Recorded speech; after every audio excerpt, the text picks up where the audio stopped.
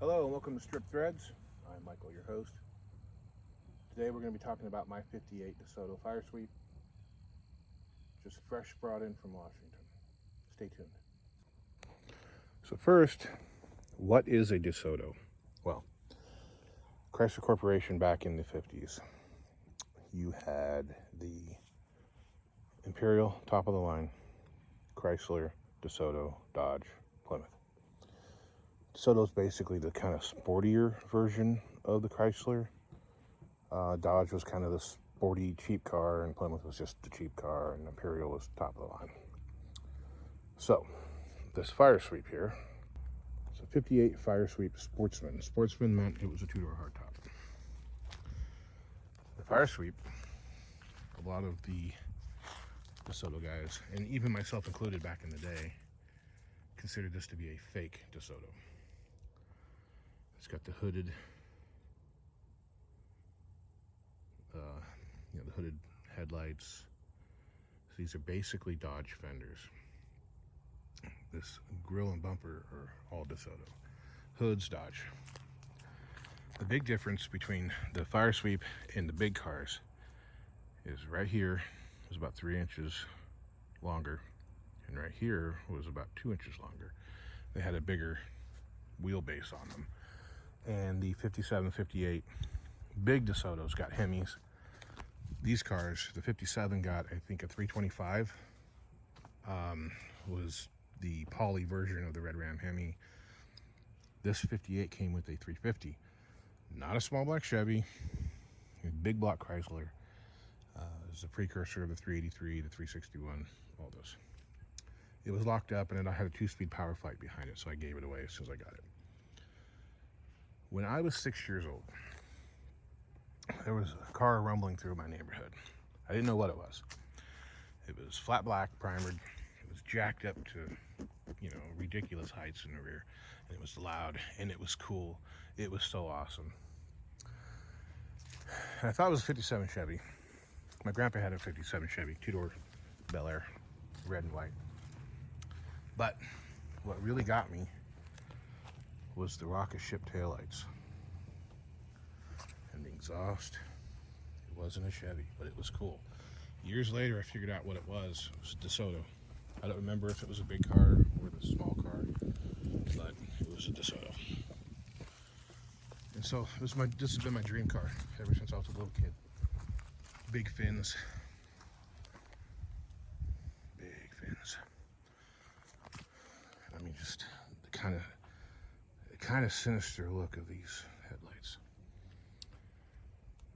This car is really rough, but it's what I can afford. I need to oil this. So, as you can see, this is not a big block. This is not a 350. This is a Poly 318. This is out of a 65 Fury. So at the time, I had a 65 Fury, 4-door Fury 1. I thought it was a cop car when I first found it, but it was not. It was just a Fury 1. And it was actually a pretty nice car. It had some rust over the fender wells. I kind of feel bad for parting it out, but this car is more important. It needed my love. So let's take a look around real quick. I had to throw these tires on it to get it up on a trailer because the other cop car wheels I had are gone. When I bought this car, all the windows were out of it except for that door window. I found a windshield for it, and I just a couple weeks ago finally found a back window for it. Side windows are flat glass that can be done, plus you can drive this thing around with no side windows, but driving it around without a rear glass is a pain in the butt, and I have to fix this dent first. The thing sat in a pasture for 40 years with no windshield, so the dashboard was shot. This dashboard is out of a 61 Dodge Dart Pioneer.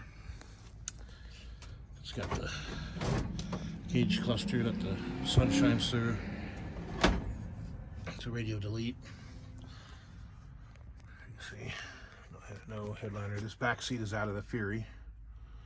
I've got nothing for a front seat, although I might go grab the seat out of the Fury if it'll fit. I don't think it will. I think that's why I left it. That's a spare tire for the motorhome, or the bus. It needs to go bye-bye. Oh, this is the Dodge, the Pioneer steering wheel. I did swap power steering into this out of a 59 Coronet parts car I've got. You can see by that pedal wear there on the corner. It's got some miles on it. And you see these leaf springs here. Now, when I lifted this car up at the junkyard I bought it from, it was then I realized it didn't have a rear end in it. So I used the springs and rear axle out of the Fury, and as you can see, it is way far back in that fender well. Those springs will fix that. You can see this happy little, you can't even call that a whiskey dent. That is a shotgun blast. You can see all the pellets. And then there's, just your standard bullets. And like I said, all these windows are missing. These are out of that Pioneer. So it's a 4-door sedan. They're close, but they're short on all dimensions. These would have been okay, I could have gotten away with them. They would have leaked, obviously, in water, washing it, whatever. But in that box right there are the correct windows. So here we go. Here we got these fins. They just keep going smooth. They taper off to a point, come back down.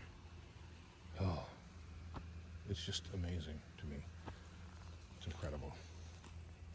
And again, the rocket ship taillights, the exhaust. That was an option. You could have the exhaust come out of here. And you can be assured that will definitely be something I will be doing. Now, look at that. A finer ass is never found, not even on J-Lo. That is the sexiest ass you're ever gonna see on a car. And it's got some rot, pretty good rot. Some bullet holes. So it's rough. A little bit of rot there. Now, realistically, it's not horrible. It's gonna need rockers and lower quarters. It's gonna need wheel wells. The roof isn't rusty. The cowl isn't rusty. The floors are amazingly solid. There are just a couple spots, here and there, not enough to necessitate a full floor replacement, unless I was gonna make this thing perfect.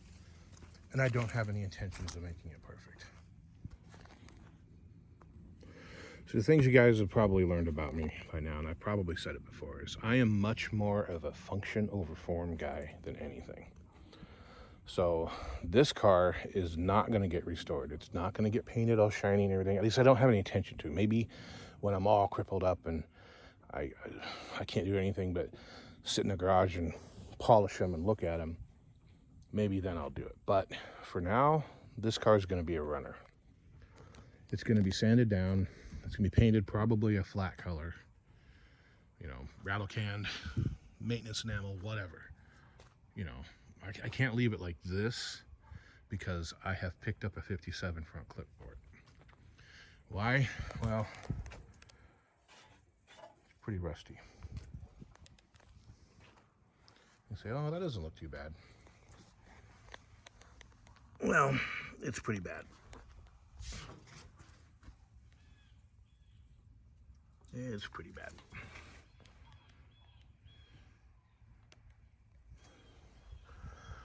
And that's unfortunate. And let's be honest, for a restoration point, this car isn't great. The 58 bumper, I don't much care for this dip in the 58 bumper here. The 57s go straight across, top and bottom. So you've got a couple dents there, not that bad. Dent there, not that bad. But what happened there is the cable broke when we were putting it up on a trailer, and it rolled down towards the yard. And as it did, it caught on the ramp and ripped a chunk of metal out. And somehow this torsion bar seems to be broken. I don't know yet. So back to this. 65 Fury, Poly 318, 727 push button transmission. This was a decent engine. It had miles on it. When I got it, it ran like crap. The valves were all leaking. So I loosened them up, I ran them all loose and let them kind of beat themselves back into the head. And when I pulled it, it ran pretty good. It didn't really seem to smoke. It is kind of tired, but it can be rebuilt relatively cheaply. So we're not too worried about it. It'll be a good runner. I've actually got a set of heads that I can pull off of my 61 Dodge pickup that were rebuilt. So that's the goal. My father-in-law, ever the wellspring of wisdom, that man, told me that I would never get this car on the road, that I should just junk it. Okay? I told him in 2 years, I will give you a ride. So I have to have this thing on the road in 2 years. Can't make a liar out of me. And again, that doesn't mean it's going to be restored. It doesn't mean it's going to be great. It's going to be nice. It will be running. It will be driving. It will hopefully be tagged and titled. And that's it. And I'll go a little further than that. Like I said, I'll bondo up this damage and set it down and throw a quickie paint job on it. It'll be two-tone. At the moment, I'm kind of thinking of flat black with like a turquoise or green spear and a green top, but again, that doesn't matter. So on this, it's just sitting in here.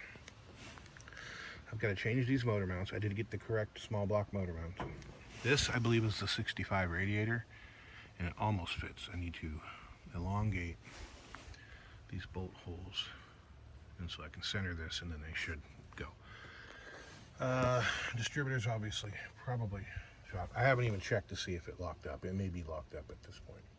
Gotta hope not. I mean, it's been, I pickled it, but it's been kind of sealed.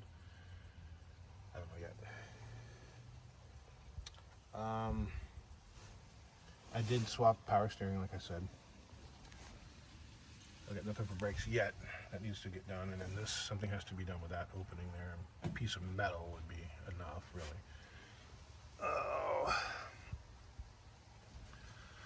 But I do have the 57 front clip. I can go show you that here in a moment. I do need to roll this thing around. That's where we're at on this. Let me go show you what else I got. So this is some of the 57 clip. This core support is garbage. You can see the rust there on the bottom. As you can see, there really isn't anything left of it. I haven't checked the 58 yet to see. Even the battery tray is pretty bad. So the trim is a little different. And this, it's got kind of a low spot. Some oil canning in the corners. Other than that, I don't think it's that bad. I think the rust is a little deeper than the 58. I don't think I need to use it. We're missing, we need the D. We're looking for the D. The bumper, the chrome is in terrible shape.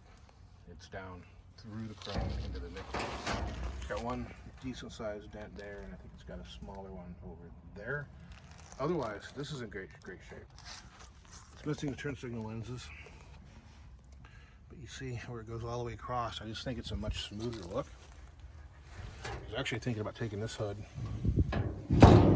making some brackets for it, and putting it here over the door as a awning, which is what I think I'm going to do with it. Let me show you the fenders. Now when I bought this, it was all in one piece, and I needed to move it, and I figured it needs to be completely disassembled anyway, so we'll just take it all apart. So here you go. There's a 57 clip. Now the 57s only have two headlights. And I'll show you on something on that other car. So we have the fender, we have the piece in between, the inner fenders, which aren't great. They can be fixed, but they're not great. And then there's the upper and lower valance, which are up against the wall there. You can't see them. But you'll notice they are solid. They are real solid. There's not even heavy pitting there. Of course, that's all the hardware. And I did wash it out first. That is the correct radiator, but I don't think it's any good. So, let me show you something else. So remember how I pointed out that the 57 only had two headlights?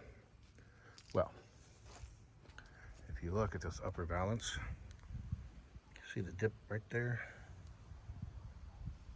for the headlight? So apparently they didn't change that. And this panel is actually in better shape on this car than it was on the other one, so we're going to use it on mine. Or maybe not. It's got a little bit of a whoop in it. I don't know. Anyway, I think you can convert them to 4 fairly easily. And it looks good either way.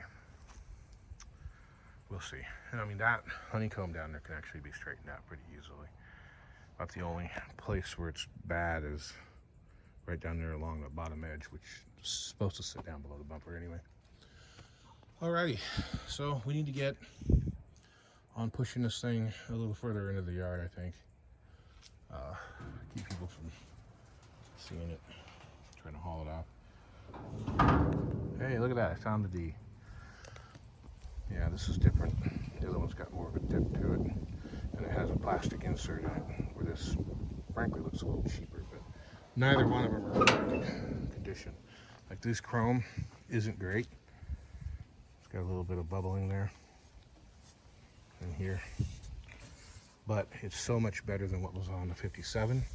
See, the 57 was a weird car. Let's see, 10, 11, maybe 12 years ago when I bought this car. It was out at Bud Salvage in Aline, Oklahoma. That's A-L-I-N-E. I will put the phone number in the description. Mosquitoes, lots of mosquitoes. Anyway, I went in there and asked him, hey, you got any DeSotos? He says, yeah, I got a few. I said, well, I'm looking for, forward load 57 through 59 DeSotos. He says, yeah, I've got 2 or 3 of them out there. So I went out back and I looked. He had a red 4-door 57 firesweep that's actually in pretty good shape. Rockers are bad, lower quarters are bad. It's missing a trunk lid, it's missing taillights, and it's missing a back window. Other than that, it was complete, and the body was very straight, original paint. And I have no problem with 4-doors. There are a few 4-doors I don't like. I don't like the roof lines on them, like late 60s Falcons, pretty much any year Ford Maverick. But then you run into things like a Ford Fairmont 2-door sedan versus a 4-door sedan. They're the exact same car, just one has 2 extra doors than the other. The roof line's the exact same shape.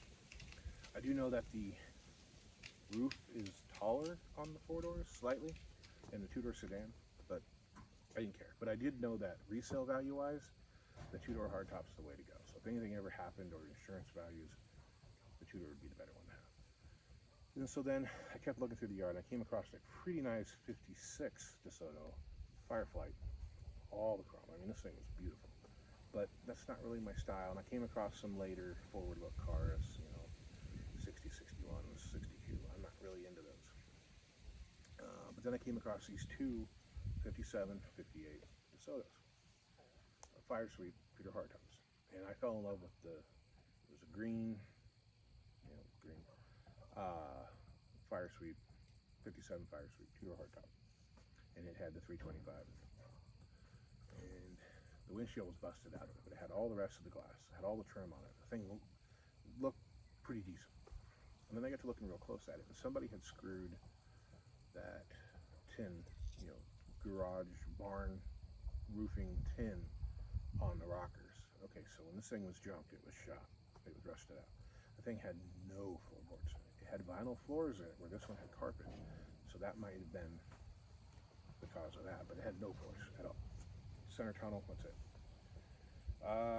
And then I got to the right rear corner, and somebody had brazed a quarter panel on it badly. And that quarter panel was no longer attached to anything up top except the Dutchman panel. So like where the B pillar meets the quarter, it wasn't attached. Where the quarter met the rocker, it wasn't attached. You can grab it and shake it and everything. So that right there was a deal breaker to me just by itself. Rust didn't scare me, but that did. And so then there's this yellow 58 next to it, and everything I could see on it, it had your typical forward look rust. But the floors were good. Pushing stuff aside, and at the time, the only real bad spot I saw was the plate that went over the steering column and on the floor. That was shot, but everything around it was solid. Okay, I want this one. And then, like I said earlier, they lifted it up and there was no rear end under it. So I was like, oh man, I gotta find a rear end. And yeah, I stripped out my Fury, put it together, made a roller out of it. A guy gave me that 59 Coronet, which really wasn't in too bad a shape. It was a four-door Coronet. I don't much care for the look of the 59 Coronets. I don't like the 59 or the forward look Dodges as much either, with the fins and the taillights and stuff. Other than that, they're okay. But that one, the guy said they parked it because the transmission went out, and they had torched a spindle off of it to use on an implement. Well, I pulled the spindle off that 61 Dart I had, put it on there, got it up on the trailer, got it home, got it running in like half an hour. And like the guy said, it would not move forward, but it would do a smoky burnout in reverse. I jacked it up, and it, shifted gears. It rolled. I got up to 110 miles an hour on jack stands, but you put it on the ground, it wouldn't move. Not forward anyway, it'd go backwards. But that car was loaded. I mean, it had like every option you could get: AC, power steering, power brakes. I mean, you name it. And it had a lot of custom Royal Lancer trim on it too, but it was just a Coronet. I ended up selling a bunch of little parts off of it. Definitely made my gas money back. Whew. And it's sitting out at my buddy's farm. I told him they could have it, but he's like, "Oh, we'll save it for you." Okay.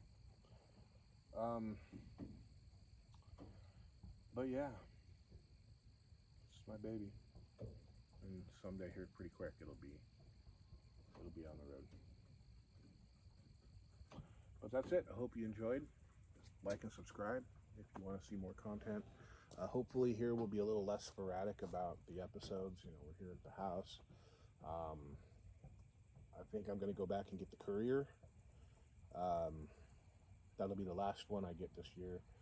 My grandpa's old Chevy and the 61 Dodge are still there. The 61 Dodge needs to be assembled before it can be hauled, but I got a buddy of mine that's got a car hauler, and we might be able to have him just bring the stuff out here. Yeah. So that's where we're at. See you guys next time.